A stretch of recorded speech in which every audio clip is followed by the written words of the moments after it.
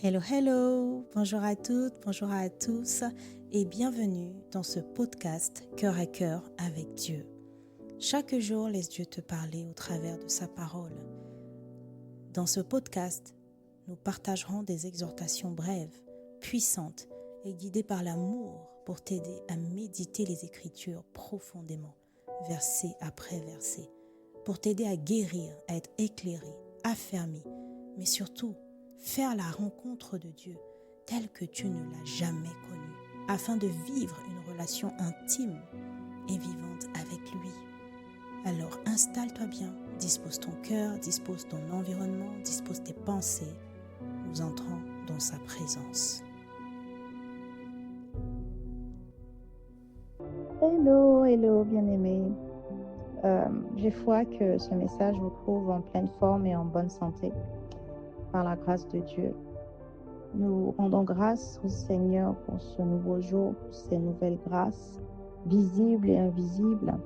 Nous lui disons merci parce que si nous écoutons ce message, c'est que non seulement nous sommes en vie, mais nous avons encore soif de lui. Et ça, c'est une grâce. Merci Seigneur de nous garder attachés à toi.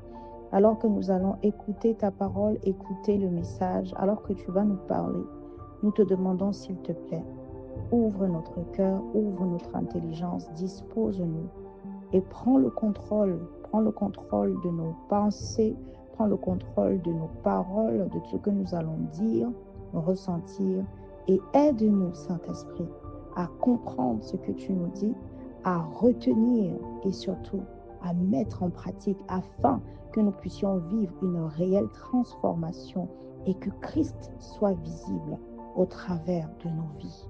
Au nom de Jésus. Amen.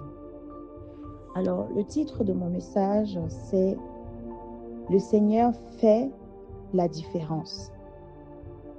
Le Seigneur fait la différence. Alors que je suis en train de dire ce titre, je suis poussée à insister et expliquer sur le fait qu'il s'agit d'une affirmation. C'est une affirmation. Elle n'est pas contextuelle. Elle ne dépend pas des saisons, des temps, ni de la personne qui écoute le message. Le Seigneur fait la différence. C'est un fait. Alors, nous allons lire la parole dans Exode 11, du verset 4 au verset 10 en version Nouvelle Français courant. Il est écrit, Moïse dit au Pharaon, « Voici ce que déclare le Seigneur. Vers minuit, je passerai à travers l'Égypte. Tous les premiers-nés de ce pays mourront. Aussi bien ton fils aîné à toi qui règne, que le fils aîné de la servante qui travaille au moulin, et que les premiers-nés du bétail. Alors, dans toute l'Égypte, retentiront de grands cris tels qu'on n'en a jamais entendu et qu'on n'en entendra plus jamais. Mais chez les Israélites, on n'entendra même pas un chien gronder contre un être humain, ni contre une bête. Ainsi, vous saurez que moi, le Seigneur, je fais la différence entre les Égyptiens et les Israélites. Alors, continua Moïse, tous les gens de ton entourage que voici viendront se jeter à genoux devant moi et me diront, allez-vous-en, toi et ton peuple, je m'en irai aussitôt. Et Moïse, très en colère, sortit de chez le Pharaon. Verset 9. Le Seigneur lui dit encore, si le Pharaon ne veut pas vous écouter, c'est pour que je multiplie mes prodiges dans son pays. Or, Moïse et Aaron avaient déjà accompli un grand nombre de prodiges sous les yeux du Pharaon. Mais le Seigneur l'avait rendu si entêté qu'il n'avait pas laissé partir les Israélites de son pays. Alors, c'est toujours très particulier de lire à haute voix ainsi des passages ou un passage qu'on a déjà lu encore et encore. En fait, en lisant, l'esprit me pousse à chaque fois à lire comme si je lisais la première fois, à mettre autant d'attention que la première fois et à chaque fois. Et alors que je lisais mon attention, j'étais focalisée, j'imaginais la scène. Et c'est juste comme si je redécouvrais encore le passage et que je captais encore certaines subtilités dans le message. Alors, bien aimé, lorsque je méditais sur ce passage, ça m'a frappé parce que ici, ce n'est pas quelqu'un qui vient dire du Seigneur, qu'il a dit qu'il ferait la différence ou qui pense que Dieu fait la différence. Non. En fait, c'est le Seigneur lui-même qui a pris la parole. Quand nous lisons le verset 7, il dit, « Vous saurez que moi, le Seigneur, je fais la différence entre les Égyptiens et les Israélites. » En fait, ici, le Seigneur engage sa personne. Il parle en son nom. Ça veut dire qu'il engage son intégrité, sa parole, qui il est. C'est fort, bien-aimé. C'est important de prendre cela en compte dans l'étude, dans la méditation, parce que ça pointe du doigt l'importance, la hauteur, la grandeur de ce qu'il est en train de dire, la profondeur de ce qu'il est en train de dire. Ça donne une autre dimension au message. Et nous savons que ici, les Israélites représentent simplement le peuple de Dieu. Qu'aujourd'hui, nous sommes en tant qu'enfants de Dieu, ayant accepté Jésus dans nos vies, ayant cru en Jésus, nous sommes devenus enfants de Dieu à cause de notre foi. Alors, vous voyez, l'Esprit m'interpellait et à chaque fois, comme je lis les Écritures, je me pose toujours des questions sur ma vie, sur la vraie vie, sur le monde, pour faire un parallèle et en tirer la révélation, ce que le Saint-Esprit essaye de me dire au travers de la lecture. Et là, la question qui se pose, c'est est-ce que je suis d'accord avec le fait que le Seigneur fait vraiment la différence? Est-ce que moi, aujourd'hui, et c'est une question que je t'invite à te poser, bien-aimé, est-ce qu'aujourd'hui, tu crois que le Seigneur fait la différence? Ou alors c'est une question que tu ne t'es jamais posée. Est-ce qu'aujourd'hui, tu vois cette différence dans ta vie que le Seigneur est en train de déclarer lui-même? Parce qu'encore une fois, la parole, c'est Dieu lui-même. Jean 1 au verset 1, au commencement était la parole était avec Dieu et la parole était Dieu. Donc, est-ce que quand le Seigneur dit « je fais la différence », nous sommes en train de voir ici que c'est une partie aussi finalement de sa facette, de sa personnalité. Il n'a aucun problème, tout au contraire. Son désir, c'est de mettre à part son peuple. C'est de mettre à part ceux qui croient en lui. Nous pouvons comprendre lorsque nous lisons cela que, en tant qu'enfants de Dieu, nous ne sommes pas comme les autres. Nous ne vivons pas la même chose que les autres. Ça veut dire que si un jour, si un moment dans nos vies, on sent qu'on subit, qu'on vit comme les autres, on doit pouvoir s'arrêter. Parce que ça voudrait dire que peut-être le Seigneur est en train de mentir. Or, la parole déclare, lui-même, il dit encore, je ne suis pas un menteur. Ça veut dire que c'est nous, à un moment, qui n'avons pas compris quelque chose. Je vais insister pendant que je parle. Nous allons revenir un peu plus tôt dans Exode, parce que ce n'est pas la première fois que le Seigneur insiste sur le fait qu'il fait la différence. Il l'a déjà dit à 2 reprises. Ça, c'est la 3e fois qu'il le précise. Vous voyez, lorsqu'on regarde dans Exode 8, au verset 18, la parole déclare « Cependant, ce jour-là, je ferai exception pour la région de Goshen où habite mon peuple. On ne trouvera aucune de ces mouches piquantes. Ainsi, tu sauras que moi, le Seigneur, je suis présent, même dans ton pays. » Est-ce que tu as conscience que le Seigneur est présent avec toi et que, en réalité, sa présence assure cette différence? Continuons dans Exode 9 au verset 4. Il est écrit « Mais le Seigneur saura distinguer entre les troupeaux des Israélites et ceux des Égyptiens. Aucune des bêtes appartenant aux Israélites ne mourra. » Bien-aimé, le Seigneur est en train de révéler son cœur ici. Oui, il y a différentes choses dans le cœur du Seigneur. Et c'est ainsi qu'on arrive à en tirer l'essence même du Seigneur et pas lire superficiellement ce qu'on est en train de lire là dans la parole. Non. Dieu ne peut pas à 3 reprises, lorsqu'il est en train de frapper l'Égypte sur différents fléaux, préciser que moi, je fais la différence. Il est en train de nous dire que dans son cœur, sa volonté, son désir, il aime nous mettre à part. Il n'a aucun problème avec ça. Je le dis pourquoi? Parce que lorsque je parle, je sens comme quelqu'un qui peut se dire en ce moment, oui, mais je ne vois pas cette différence en fait. Parce que peut-être c'est la volonté de Dieu. Moi, aujourd'hui, je connais mes réalités. Je souffre depuis des années. Je suis malade. Je n'ai pas de logement. Je n'ai pas de travail. Je me sens seule. J'ai été maltraitée. Mon enfance a été difficile. J'ai été rejetée. Je ne me sens pas aimée. Alors pourquoi je vis ce que je vis? Bien-aimé, je viens préciser cela parce que il faut que ce mensonge ou que cette croyance que tu as tombe. La volonté du Seigneur est de faire la différence. Ça veut dire que si tu ne vois pas cette différence, si tu ne vis pas cette différence, si tu ne crois pas en cette différence, si tu ne ressens pas cette différence, ça veut dire qu'il y a quelque chose qu'on n'a pas compris. Ça veut dire qu'il y a quelque chose qui se passe qu'on ne comprend pas, n'est-ce pas? Alors, bien aimé, la première chose à comprendre ici, c'est une vérité qu'il faut renverser et mettre au devant de toute pensée qui vous fait croire que c'est la volonté du Seigneur. En tout cas, que le Seigneur prend plaisir à vous voir souffrir. C'est faux.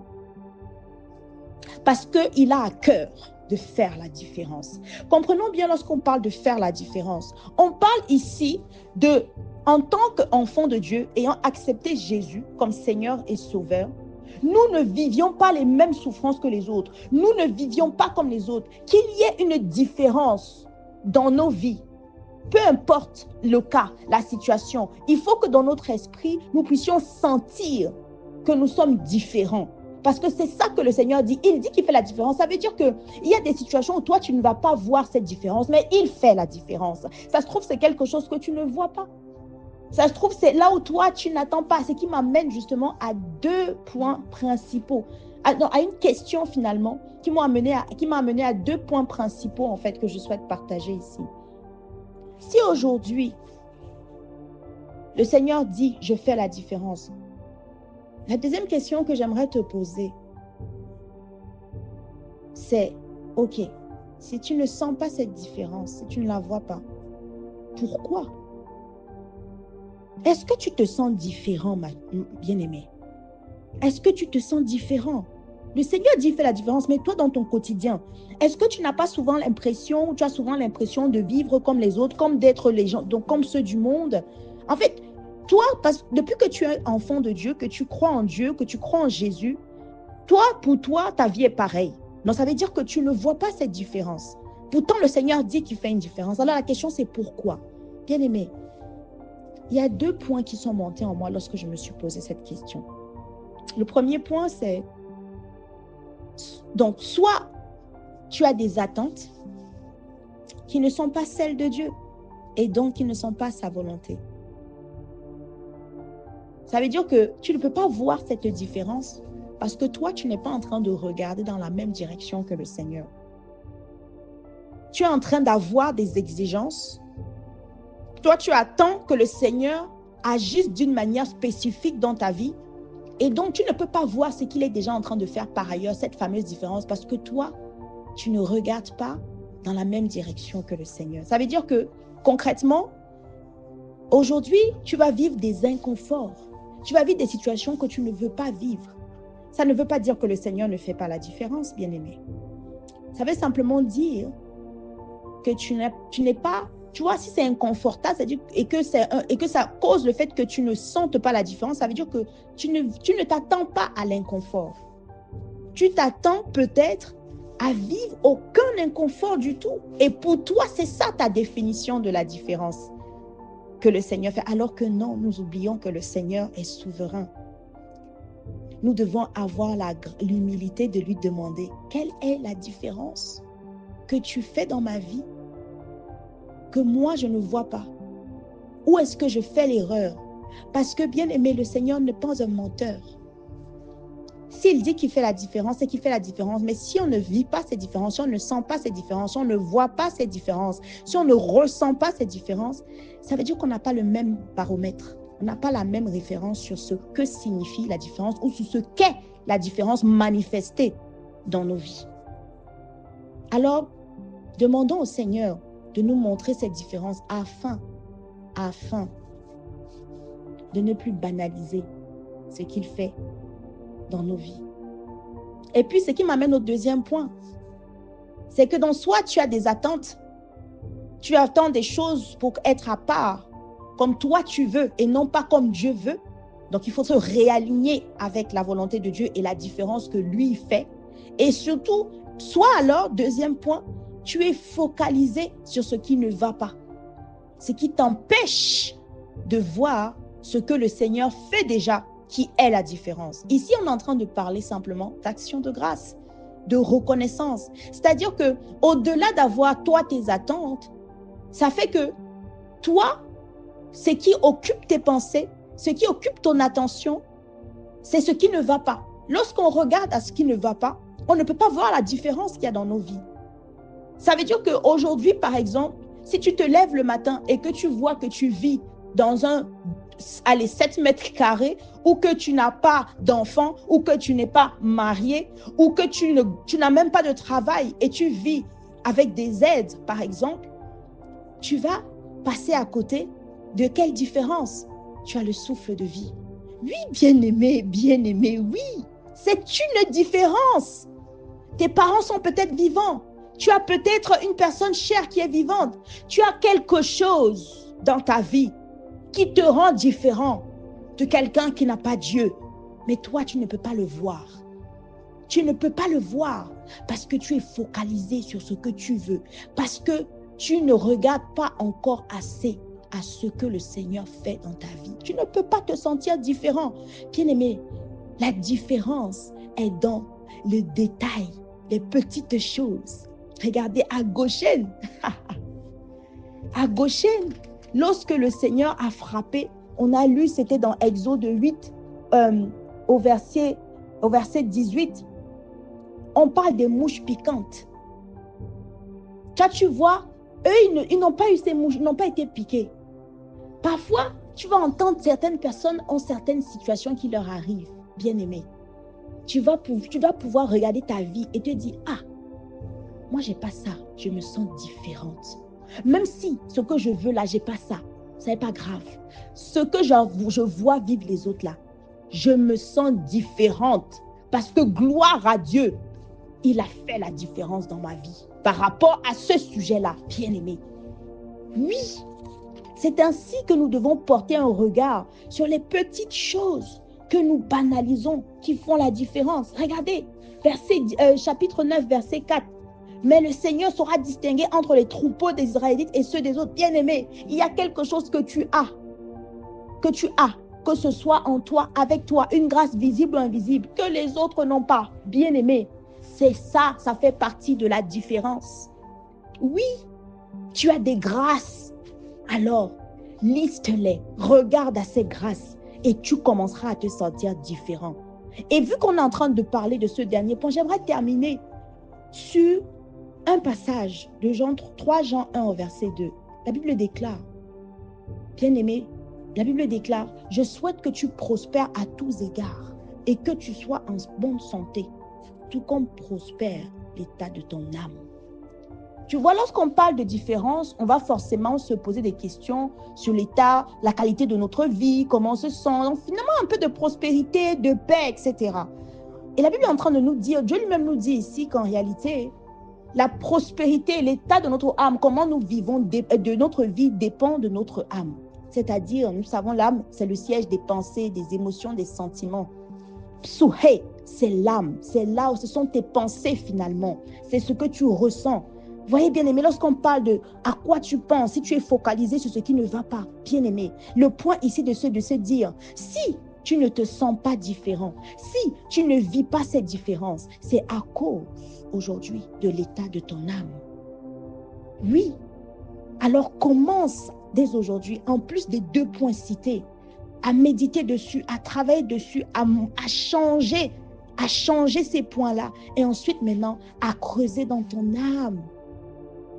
Parce que Dieu n'est pas un menteur. Revois tes pensées, bien-aimé. Et cette différence, non seulement tu commenceras à y croire, à la ressentir, mais en réalité, tu commenceras à la vivre. Parce que Dieu n'est pas un menteur. Amen. Alors, bien-aimé, nous allons élever la voix pour demander au Seigneur de nous amener à cette dimension et de nous révéler les choses cachées, conformément à sa parole. Il a dit dans le psaume Jérémie 33 au verset 3, « Invoque-moi, je t'annoncerai de grandes choses, des choses cachées que tu ne connais pas. » Ah, il y a beaucoup de choses que nous ne connaissons pas. Alors, demandons-lui de sonder nos reins afin que nous puissions savoir. Que nous puissions savoir ce qui nous empêche de nous sentir différents. Que le Saint-Esprit nous les révèle. Que nous fassions la guerre à ces faux raisonnements qui nous font croire que, en réalité, c'est le message qu'on envoie. Dieu est un menteur. Dieu n'est pas un menteur.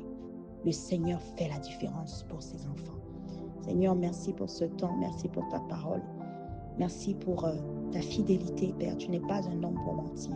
Tu n'es pas un homme pour mentir. Alors nous te disons merci. Merci pour la grâce que tu nous fais chaque jour. Merci pour la différence que tu fais chaque jour, chaque minute, chaque seconde dans nos vies. Oui, nous acceptons aujourd'hui que tu fais la différence dans nos vies. Seigneur, s'il te plaît, viens nous révéler. Viens nous révéler ces choses en réalité qui nous empêchent de voir cette différence. Qu'est-ce qui est enfoui en nous? Viens sonder nos reins. Qu'est-ce qui est enfoui en nous qui nous empêche de voir la différence? Quelles sont les croyances qui sont venues effacer la différence que tu fais dans nos vies? Abba Père, donne-nous la grâce de laisser partir nos attentes qui nous empêchent de voir ta volonté et de voir la différence que tu fais dans nos vies. Non, nous voulons que tu reprennes la première place dans nos pensées. Nous voulons revenir à la vérité qui dit que tu fais la différence, que tu mets à part tes enfants, ton peuple, que cela soit notre vérité. Dans le nom puissant de Jésus-Christ, aide-nous, Père, à rester focalisés sur ce que toi tu veux et surtout sur ce que toi tu fais, afin que cette différence non seulement soit une réalité pour nous, mais surtout que nous puissions commencer à la vivre, que nous puissions commencer à voir ce que tu fais déjà, parce qu'aujourd'hui nous ne voyons pas. Alors faire tomber les voiles de nos yeux, fais tomber tous ces voiles qui nous empêchent, Seigneur, de voir ce que tu fais déjà dans nos vies. Donne-nous la grâce d'être reconnaissants, Seigneur. Donne-nous la grâce d'être des personnes reconnaissantes. Oh, chaque jour, dans les moindres détails, à chaque seconde, à chaque pas, que nous puissions voir cette différence que tu fais dans nos vies, parce que tu l'as fait. Alors nous voulons la voir. Donne-nous la grâce, Seigneur, d'être reconnaissants. Augmente l'action de grâce en nous, s'il te plaît, pour ta gloire, Seigneur. Pour ta gloire.